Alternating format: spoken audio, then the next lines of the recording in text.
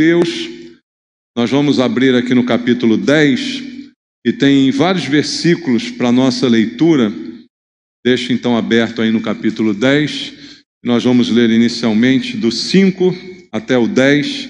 Depois eu vou dizendo aí próximos versículos para nossa leitura. Mateus capítulo 10, a palavra de Deus diz a partir do verso 5: A estes 12 enviou Jesus, dando-lhes as seguintes instruções: Não tomeis rumo aos gentios, nem entreis em cidade de samaritanos, mas, de preferência, procurai as ovelhas perdidas da casa de Israel. E à medida que seguirdes, pregai que está próximo o reino dos céus. Curai enfermos, ressuscitai mortos, purificai leprosos, expeli demônios. De graça recebestes, de graça dai. Não vos provereis de ouro, nem de prata, nem de cobre nos vossos cintos, nem de alforje para o caminho, nem de 2 túnicas, nem de sandálias, nem de bordão, porque digno é o trabalhador do seu alimento. Agora o versículo 16 diz assim: Eis que eu vos envio como ovelhas para o meio de lobos. Sede, portanto, prudentes como as serpentes e simples como as pombas. E acautelai-vos dos homens, porque vos entregarão aos tribunais e vos açoitarão nas sinagogas. Versículo 21. Um irmão entregará à morte outro irmão, e o pai ao filho. Filhos haverá que se levantarão contra os progenitores e os matarão. Sereis odiados de todos por causa do meu nome. Aquele, porém, que perseverar até o fim, esse será salvo. Agora, versículo 24 até o 31, diz assim: O discípulo não está acima do seu mestre, nem o servo acima do seu senhor.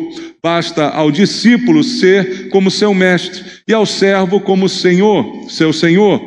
Se chamaram Beelzebu ao dono da casa, quanto mais aos seus domésticos. Portanto, não os temais, pois nada há encoberto que não venha a ser revelado, nem oculto que não venha a ser conhecido. O que vos digo às escuras, dizei-o à plena luz, e o que se vos diz ao ouvido, proclamai dos eirados. Não temais os que matam o corpo e não podem matar a alma. Temei antes aquele que pode fazer perecer no inferno tanto a alma como o corpo. Não se vendem 2 pardais por um asse, e nenhum deles cairá em terra sem o consentimento de vosso Pai. E quanto a vós outros, até os cabelos todos da cabeça estão contados. Não temais, pois, bem mais valeis vós do que muitos pardais. Amém. Obrigado, Pai. A palavra foi lida mais uma vez, nós temos acesso a ela. Agora, Pai, queremos receber do Senhor a instrução, queremos ouvir a Tua voz nesse lugar, Pai querido. Precisamos da Tua palavra, ela é a verdade, ela é o alimento, e que o Senhor fale ao nosso coração mais uma vez nesse dia, é o que te pedimos. Para isso, ó Deus, eu também entrego a minha vida em Tuas mãos, peço Tua graça, Tua misericórdia sobre mim, e que a unção do Espírito Santo possa estar também sobre mim, para que eu possa ministrar a Tua palavra neste poder que quebra barreiras, distrações, para que todos nós possamos ouvir a Tua voz neste lugar. É o que eu te peço, orando com os irmãos, em nome de Jesus. Amém. Podem sentar, irmãos. Queridos, esse texto conhecido da Bíblia, onde Jesus faz aqui um chamado aos seus apóstolos, aos seus discípulos, para que eles recebam dele uma missão que não é nada simples, não é uma missão que envolve trabalho, que envolve coragem. E eu creio que há momentos na vida em que a gente precisa também de ter coragem.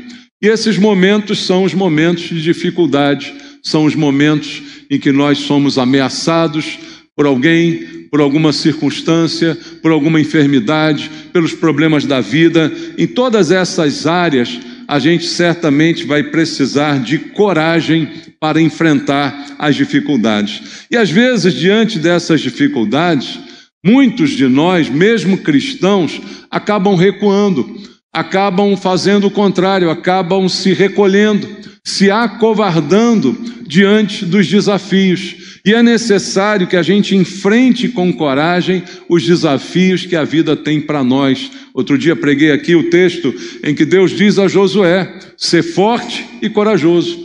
Veja, ele estava diante de uma missão, levar aquele povo a tomar a terra prometida, que era uma promessa, que era uma bênção, mas mesmo assim, dificuldades seriam encontradas pelo caminho, e para vencer essas dificuldades, ele precisaria de coragem. E a mesma coisa se aplica a nós. Se a gente está diante de um desafio, mesmo diante de uma promessa de Deus, nós temos que ter coragem para continuar e para vencer esses desafios. E é interessante, quando a gente olha para esse texto, que Jesus escolheu seus 12 apóstolos, né? A Bíblia mostra aqui a escolha, a Bíblia fala alguma coisa sobre esses personagens e diz para nós que eles são pessoas comuns, como todos nós. Não são homens especiais, né? São até alguns aqui meio que desqualificados, meio que se você fosse escolher, talvez não escolhesse, porque não tinham uma boa fama, não é? Um deles é publicano, Mateus, o próprio autor do Evangelho, um homem que não era bem visto pelo povo, pela sua profissão, e foi escolhido por Jesus. Então a gente está diante aqui de uma escolha que recaiu sobre pessoas normais. Hoje eu posso dizer, de mim e de você, nós somos escolhidos por Deus, irmãos. Você crê nisso? Crê nessa escolha, nessa eleição? Ora, isso não nos faz pessoas especiais. Nós somos pessoas comuns, como eram esses apóstolos, como eram estes que foram escolhidos por Jesus. E Jesus dá a esses homens uma missão bastante complicada, segundo o texto que nós lemos aqui ainda agora, não é? E deu a eles algumas palavras de ânimo para que eles pudessem cumprir essa missão, para que eles não se acovardassem. Veja, foram escolhidos, maravilha. Agora ele chega para cada um deles e diz: eu dou a vocês uma missão. Vocês terão que ir pelas cidades, vocês terão que andar por essa região e vão fazer uma série de coisas em meu nome. Essa é a missão que foi dada a eles. Mas para que eles pudessem cumprir a missão, eles também teriam que ter coragem, a mesma de Josué, ser forte e corajoso. E para isso Deus deu a eles algumas palavras. Jesus deu palavras de encorajamento a estes homens, porque a missão não é nada fácil. Se você leu comigo aqui o texto, você percebe, irmãos, a gravidade do que Jesus está pedindo aqui para estes homens fazerem. Veja, no versículo 8, há um resumo disso aqui. Diz assim: curar enfermos, ressuscitar mortos, purificar leprosos, expelir demônios, de graça recebestes e de graça dai. Quem é que fazia tudo isso aqui que Jesus está dizendo no verso 8? Era ele próprio. Jesus é que fazia todas essas coisas, não é? Os discípulos viram Jesus fazer essas coisas. Só que agora Jesus vira-se para eles e diz: agora é com vocês. Agora são vocês que vão fazer essas coisas. Como é que você se sentiria nesse momento, hein? Jesus chega para você assim: ó, meu filho, agora você vai curar enfermos, agora você vai expelir demônios, agora você vai ressuscitar mortos. É simples. É muito simples, está lá morto, você vai lá e ressuscita. Como é que você se sentiria diante de uma missão dessa? Como é que você se sentiria diante desse mandato que o Senhor está te dando nesse momento? Ou seja, fazer aquilo que ele fazia, só que agora ele não vai junto. Agora você vai sozinho. Agora é você e Deus, como dizem por aí, né? Agora Jesus não está presente. Agora você está indo sozinho para fazer as mesmas coisas que Jesus fazia. E veja, as ordens e os detalhes que ele dá aqui deixam qualquer um com medo dessa situação. Porque as recomendações que Jesus faz são coisas difíceis. Veja no verso 9: não vos provereis de ouro, nem de prata, nem de cobre nos vossos cintos. Em outra palavra, você não vai levar dinheiro nenhum. E agora, está ficando bom? Está ficando boa a missão? Está ficando legal a tarefa? Você vai fazer tudo isso que eu faço, mas você não vai levar um centavo no bolso. Talvez você pensasse assim, irmão, com dinheiro é fácil, não é isso o ditado que o pessoal fala por aí, né? Ah, com dinheiro é fácil. Mas é sem dinheiro. Sem dinheiro é difícil, né, irmãos? Sem dinheiro é barra. Você vai viajar por um monte de cidades, mas você não vai levar um centavo. Como se não bastasse. Vamos ao verso 16 que a gente leu aqui. Eis que eu vos envio como ovelhas para o meio de lobos. Sede, portanto, prudentes como as serpentes e simples como as pombas. Você vai ser enviado como uma ovelha para andar no meio de lobos. Confortante essa palavra, né?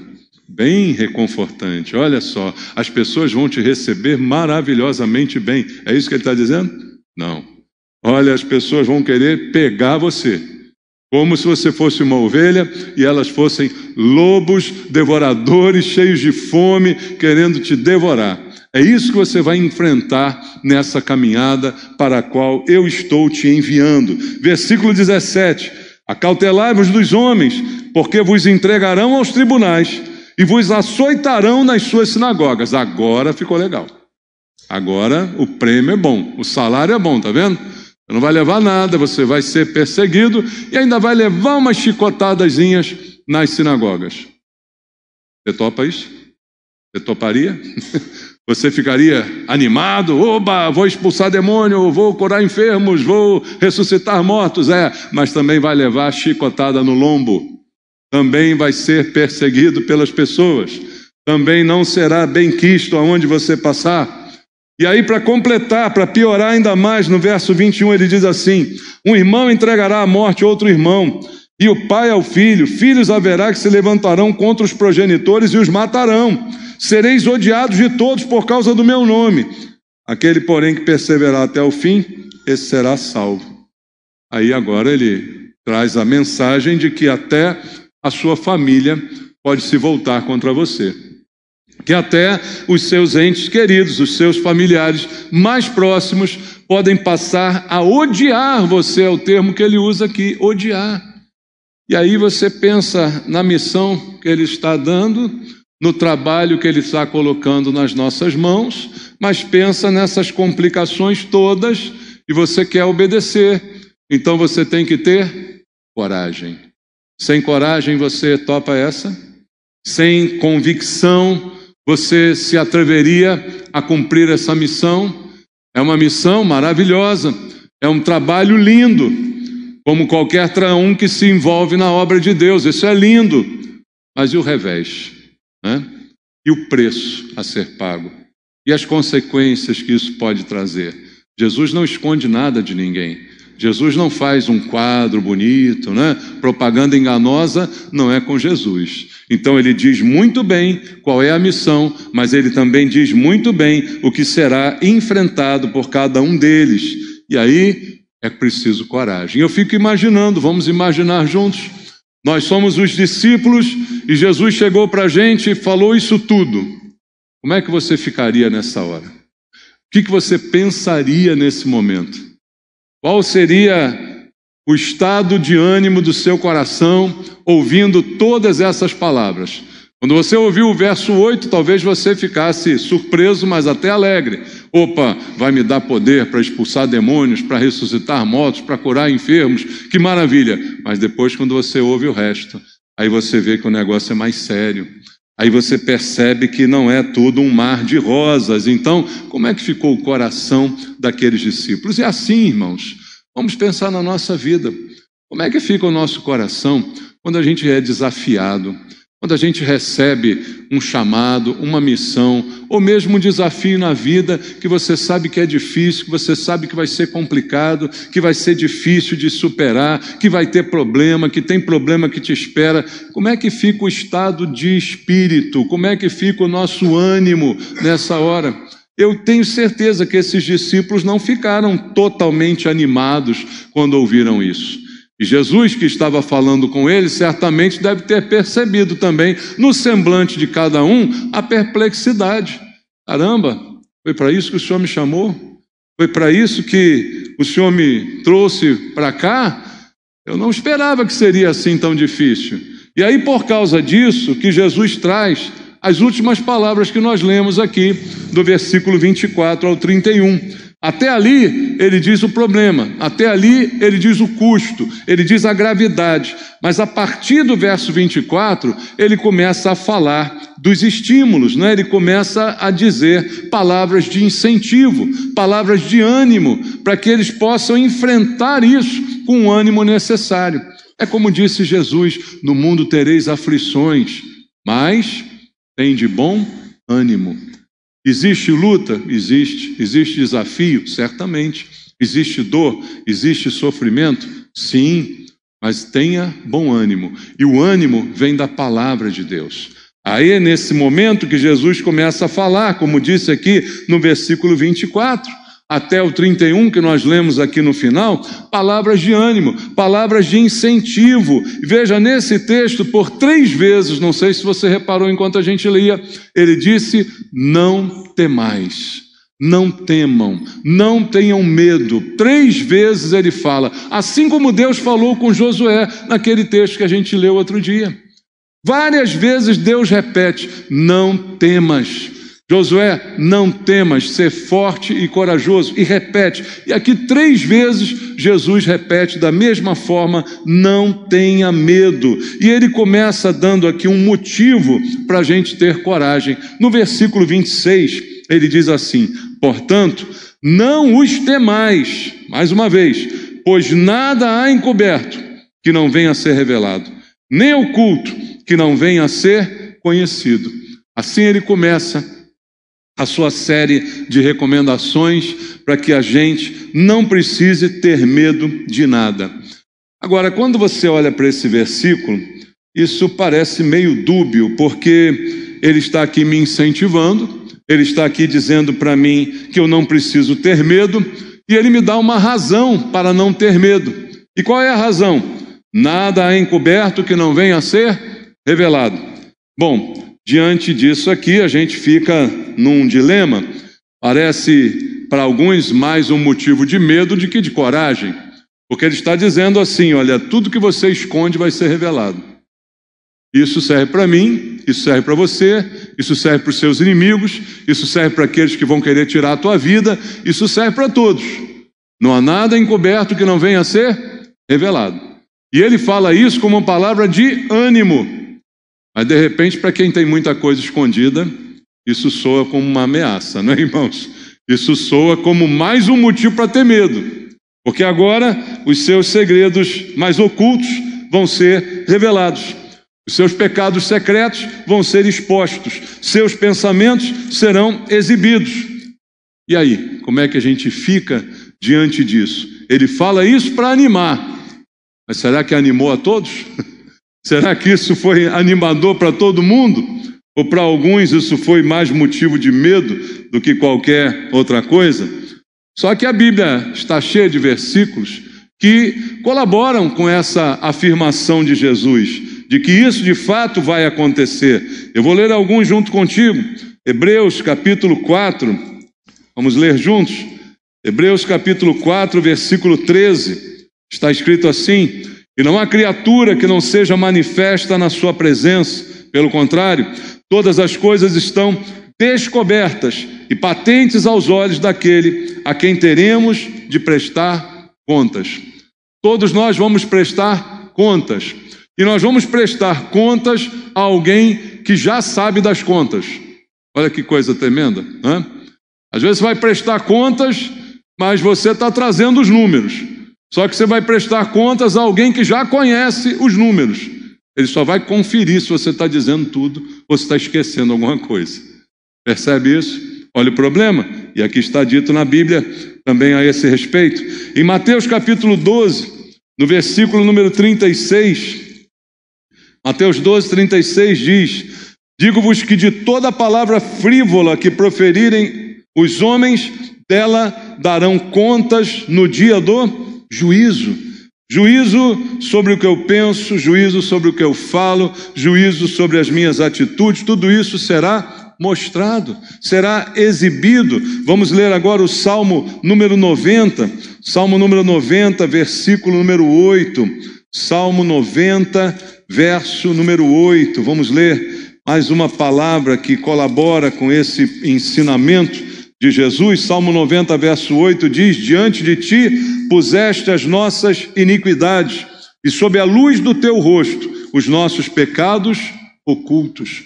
O que está oculto para nós não está oculto para Deus. Ele sabe, Ele conhece todas as coisas. E por fim, vamos ler aqui a carta de Paulo aos Coríntios, na primeira carta de Paulo aos Coríntios. Vamos ler o capítulo número 4 da primeira aos Coríntios, no versículo número 5, aonde está escrito: portanto, nada julgueis antes do tempo, até que venha o Senhor, o qual não somente trará à plena luz as coisas ocultas das trevas, mas também manifestará os desígnios dos corações. Então, cada um receberá o seu louvor da parte de Deus, dizendo que não apenas do pessoal das trevas, mas também de todos nós, tudo será revelado.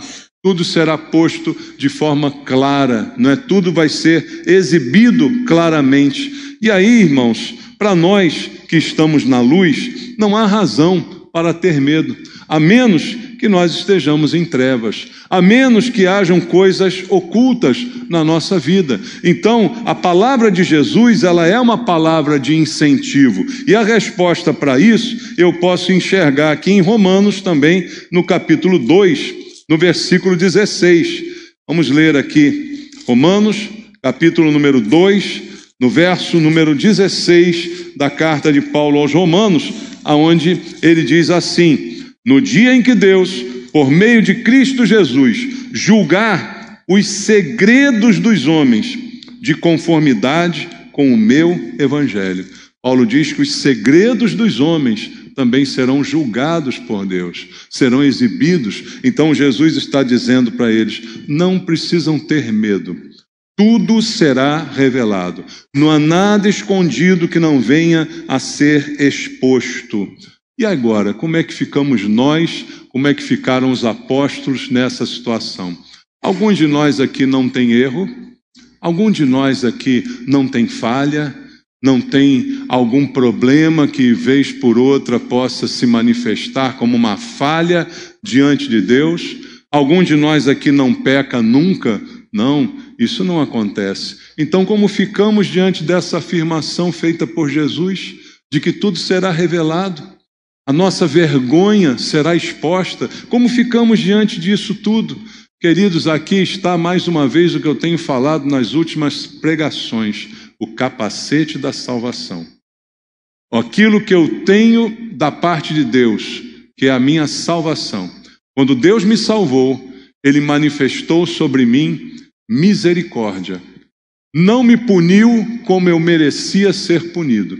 Ao contrário disso, derramou sobre mim a sua graça, ou seja, me deu aquilo que eu não merecia, a salvação.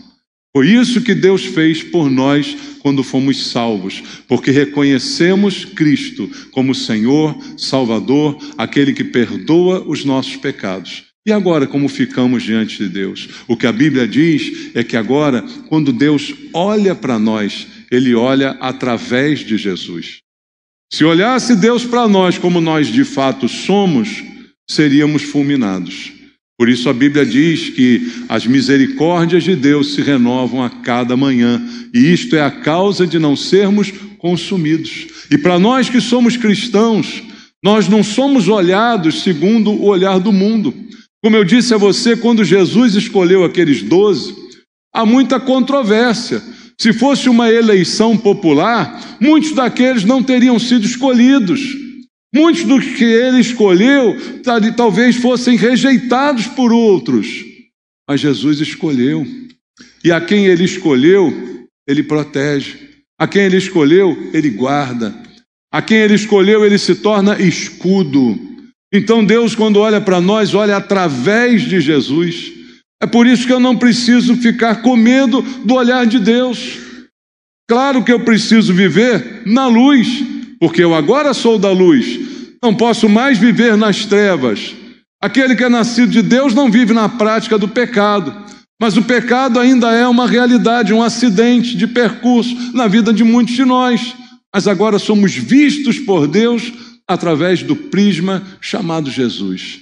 É por esta lente que Deus nos enxerga, pelo sacrifício na cruz do Calvário. E é por isso que o apóstolo Paulo diz em Romanos 8:1: agora, pois, já nenhuma condenação há para os que estão em Cristo Jesus. Como é que você entende esse versículo? Não há condenação, por quê? Porque foi Ele que me inocentou. Foi Ele que proclamou a minha sentença de liberdade. Então ninguém vai me escravizar novamente, ninguém vai me aprisionar de novo, porque não há condenação para os que estão em Cristo. Veja o que diz também a Bíblia em Atos dos Apóstolos, capítulo número 13, vamos ler. Atos capítulo número 13, versículo número 39. Atos 13, verso 39. A palavra do Senhor nos diz assim: e por meio dele, todo o que crê é o quê? Justificado de todas as coisas das quais vós não pudestes ser justificados pela lei de Moisés. Quem nele crê se torna justo aos olhos de Deus. Não é que a gente passa, depois do crer, a ser perfeito, a ser aquele que não erra. Não, mas nós somos vistos como justos, porque a justiça nos é atribuída. Isso é ser justificado. Não me justifico a mim mesmo. Não tento eu mesmo me limpar e me lavar. Eu fui lavado, regenerado por Cristo. Então é por Ele que eu me torno justo, porque é Ele quem me justifica. Esse é o processo que ocorre quando há de fato a salvação. E veja mais também o que está escrito por Paulo na sua carta aos Colossenses, no capítulo 3, vamos ler, Colossenses, capítulo número 3, também no verso número 3, Colossenses 3:3 diz: porque morrestes, e a vossa vida está oculta juntamente com Cristo em Deus. É o esconderijo do Altíssimo, dito lá no Salmo 91. Agora você tem esse esconderijo. A tua vida está oculta em Cristo. É Ele que te guarda, é Ele que te protege. Então, quando Jesus diz aos discípulos: olha, não precisa temer, porque não há nada encoberto que não venha a ser revelado. Esse temor não é para nós, ele não se aplica a nós, mas se aplica aos outros que vão demandar contra nós, se aplica aos outros que vão planejar contra a nossa vida. Eles serão envergonhados e não nós. Aqueles que se levantarem contra os ungidos do Senhor, estes serão envergonhados e não nós. Essa é a palavra de ânimo que Jesus deixa para todos nós. Então, promessas que não apenas são feitas para a igreja, que são fonte de alegria, certamente, mas são também fundamentos para a nossa coragem. Que essas palavras nos deem coragem. Aonde eu vou buscar coragem? Na minha macheza? Não. Vou buscar coragem na palavra de Deus. É na garantia que ela me dá. É nessa palavra que eu vou me fortalecer. Porque quando Deus olha para mim e para você, Ele não vê os nossos pecados, mas Ele vê Jesus em nós. Por isso, as falhas não devem nos desencorajar, não devem nos abater. Muito pelo contrário, a vitória, a Bíblia diz, é certa em Cristo. Em Cristo somos mais do que vencedores. Agora, falhamos? Muitas vezes falhamos. Muitas vezes nós falhamos. Nós tropeçamos muitas vezes. A própria Bíblia fala sobre isso. Mas a vitória é certa em Cristo. Então essa é a razão que eu tenho para continuar tendo coragem, para continuar lutando, para continuar enfrentando, para continuar lutando contra mim mesmo, contra a minha própria natureza, não é? Que quer me acorrentar novamente. Essa é a palavra que o Senhor nos dá como vitória. Então, como não ter coragem diante de uma circunstância dessa? Como não ter coragem diante desse conhecimento, irmãos? O que traz a coragem é o conhecimento da palavra de Deus. É ela que vai trazer a força que eu preciso. Por isso a Bíblia diz: a fé vem pelo ouvir da pregação. É o que a gente tem dito a cada mensagem aqui. A fé, ela acaba vindo da palavra. Então, quanto mais eu me firmo na palavra, mais corajoso eu me porto, com mais ousadia eu me apresento, porque eu creio na palavra. Eu não me deixo abater, eu continuo vencendo, eu continuo lutando, eu não me acovardo, eu não me retiro, eu avanço. Por isso o autor de Hebreus diz, nós não somos dos que retrocedem, nós somos daqueles que avançam para a conservação da alma. Assim é o cristão. Não é para voltar atrás. Jesus disse, você não pode olhar atrás, que dirá voltar. Quem olha atrás não está apto. Então nós não somos dos que retrocedem. Mas o que nos dá força é a palavra que Deus nos deixou. Então a missão é grande, a missão é importante, a missão é difícil, o desafio da vida é constante. Jesus não enganou ninguém, disse aflição mesmo, tem luta, através de muitas tribulações mesmo, como disse a palavra do Senhor, mas nós vamos vencer cada uma delas, se a gente simplesmente se apegar à verdade. Apegue-se à verdade, não à mentira, como foi dito aqui de manhã. O diabo vem sussurrar a mentira, vem trazer a dúvida, vem trazer o se. És filho de Deus? É o se. Mas eu não tenho certeza da verdade, eu sou filho. Eu tenho certeza da verdade, então não me deixo abater. Eu tenho fé, eu confio que Deus disse, eu creio que o que Ele disse é verdade. E se é verdade, eu não tenho o que temer. Tem luta, mas você não pode temer. Mas aí, irmãos, o comportamento tem que mudar. O que eu creio tem que mudar a minha maneira de agir. Seria muito estranho a gente dizer que crê, que confia, mas na hora de agir, se abate, se esconde, foge, vai chorar debaixo da cama. Não é assim que pode acontecer, não é? O que Deus disse a Josué, ser forte e corajoso, e você fará esse povo entrar na terra que eu prometi. Mas não vá se acovardar, não vá fugir da raia, não vá chorar no canto da sala. Renove as suas forças, renove a sua fé, continue lutando, continue fazendo, e certamente você vai vencer. Agora pergunto, você tem a certeza da vitória? Você tem a certeza? Tem a certeza da vitória. Não é o que Deus diz? Em Cristo somos mais que vencedores. Tenho a certeza, tenho a convicção. Então como é que deve ser o meu comportamento? Como é que deve ser a minha maneira de agir? Não é que a gente tenha que assumir uma maneira triunfalista, né? Eu sou o maior, nada disso. É Deus em nós. Mas, por outro lado, também não posso ficar o tempo todo de cabeça baixa, o tempo todo, né? Não é essa postura. A postura tem que ser a postura do vencedor. Já preguei aqui várias vezes sobre Davi. Como é que ele vai enfrentar o gigante? Davi vai enfrentar o gigante dizendo, seu gigante, por favor, permita que eu atire uma pedra na sua testa. Não, ele parte para cima do gigante, porque ele vem com postura de vencedor. Está todo o exército acovardado, todo o exército recolhido. Ele é o único baixinho folgado, né, irmãos? Que vai lá de peito aberto e enfrenta o gigante. Por quê? Porque sobre ele está o poder de Deus. Então, se sobre nós está o poder de Deus, o que se espera também é atitude. Atitude coerente com aquilo que eu creio, com aquilo que eu sei. Eu sei do que está escrito. Eu creio no que está escrito. Eu creio que isso se aplica a mim. Então é assim que eu tenho que viver. A minha postura deve ser a postura de um vencedor. E não a postura de um covarde. A postura de alguém que só sabe se lamentar a vida toda. Não, nós não fomos chamados para viver nos lamentando. Há um exemplo que eu gosto de citar, que está num livro de Max Lucado, chamado O Aplauso do Céu. Já citei aqui algumas vezes em pregação. Ele cita um exemplo, lá mais para a cultura americana, né? Porque ele cita o exemplo de um patinador no gelo. A gente não sabe muito bem o que é isso, né?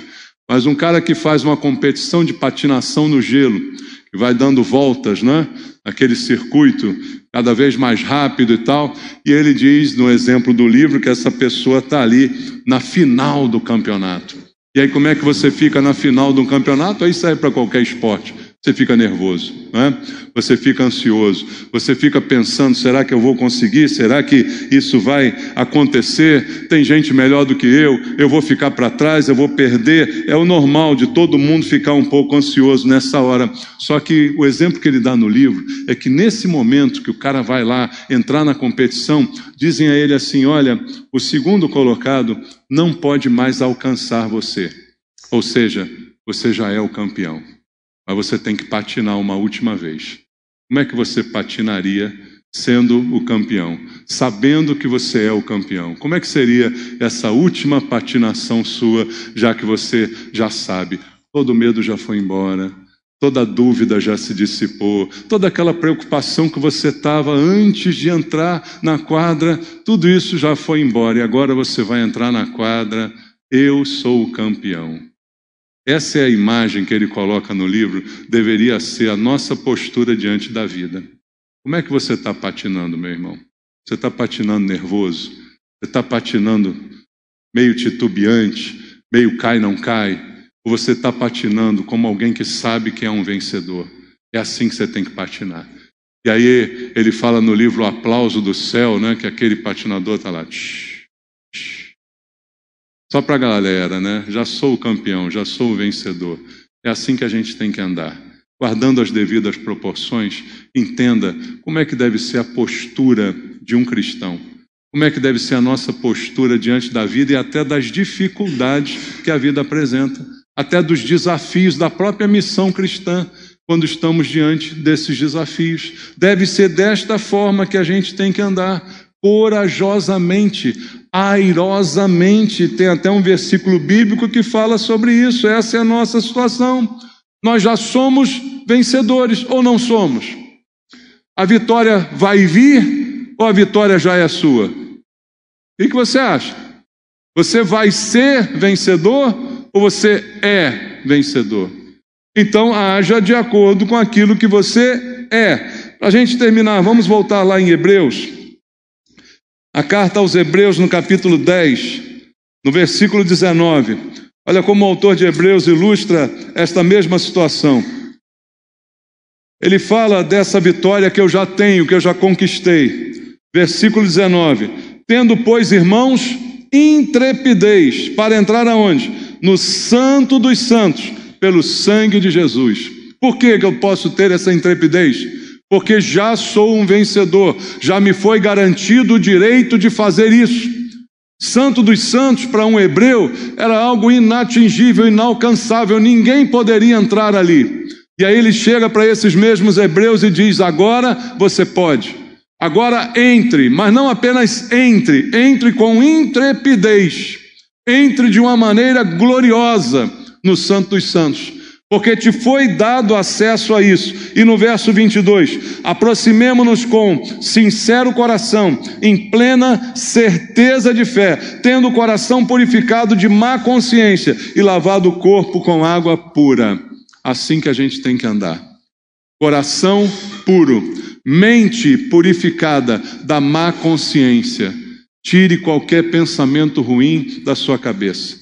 Tire qualquer consciência má da sua cabeça e continue no Santo dos Santos, na presença de Deus, com intrepidez, com ousadia, como ele diz, aproximemo-nos com sincero coração, com certeza de fé. Fé é certeza, não é a dúvida que o diabo coloca, é a convicção que vem de Deus para o seu coração. Guarde essa convicção, viva dessa maneira. Você é seguidor da verdade, você não pode ter medo de nada, a verdade vai sempre reinar. Quem é da verdade não teme o mal, quem está na luz não teme as trevas. Você crê nisso? Então viva assim, em nome de Jesus. Vamos orar? Pai, a Tua palavra traz verdades tão importantes, mas se elas não forem praticadas, elas continuam lá, apenas registradas na Tua palavra. Portanto, Pai, nós queremos ler e queremos praticar. Nós queremos ouvir a palavra e queremos colocar em prática, para que ela saia das páginas do livro sagrado e venha para o nosso coração como prática de vida, como postura, como atitude, para que possamos enfrentar todos os problemas, todas as dificuldades, todos os desafios e até mesmo as missões que o Senhor tem nos dado como discípulos, fazer a tua obra, fazer a tua vontade. Que ninguém aqui desanime, Senhor, que ninguém aqui caia por terra, mas se supere, levante a cabeça, erga a cabeça e vá em frente, e com coragem possa enfrentar as lutas do ministério, de qualquer circunstância da vida. Que nenhum de nós se acovarde, Pai, mas pelo contrário, que a coragem seja renovada nos nossos corações, porque temos da parte de Deus promessas, palavras que dizem quem nós somos agora, e é nisso que eu quero acreditar, e assim é que eu quero viver, não para voltar atrás, mas para prosseguir, para avançar para o prêmio da soberana vocação de Deus em Cristo. Que assim aconteça na vida de cada um dos teus filhos, é o que te peço, Pai, abençoando a tua igreja, em nome de Jesus. Amém. Deus abençoe você.